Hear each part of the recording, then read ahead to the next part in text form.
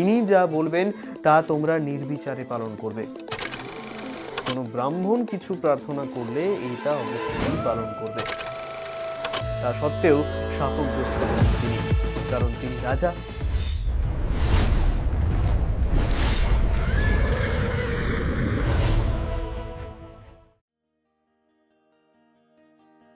আগেই বলেছি, মহাভারত শুরু হচ্ছে একদম শেষ থেকে।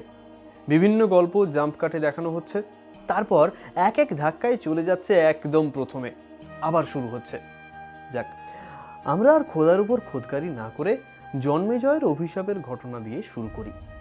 আগেই বলেছি, জন্মেজয় ছিলেন অভিমন্যুর নাতি, অর্থাৎ পরীক্ষিতের পুত্র। সেই জন্মেজয় তার 3 ভাইয়ের সঙ্গে কুরুক্ষেত্রে সর্পসত্র যজ্ঞ করছেন। ওম অগ্নয়ে স্বাহা, ওম অগ্নয়ে স্বাহা। এমন সময় একটি কুকুর যজ্ঞস্থলে উপস্থিত হলো।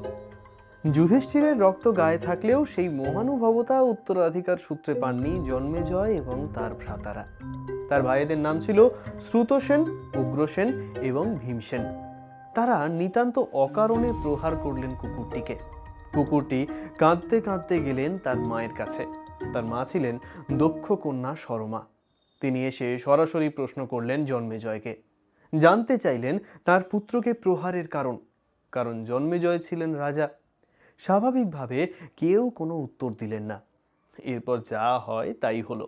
দেবী সুরমা অভিশাপ দিলেন জন্মেজয়কে, কোনো অপরাধ না করেও যেমন আমার পুত্র তোমাদের হাতে প্রহৃত হলো, তেমনি তোমাদের জীবনেও অতর্কিতে বিপদ এসে পড়বে। জন্মেজয় কিন্তু আঘাত করেননি। তা সত্ত্বেও শাপগ্রস্ত হলেন তিনি, কারণ তিনি রাজা, তিনি লিডার। জন্মেজয় যথেষ্ট আতঙ্কিত হলেন এবং শাপ মোচনের জন্য উপযুক্ত পুরোহিতের সন্ধান করতে লাগলেন।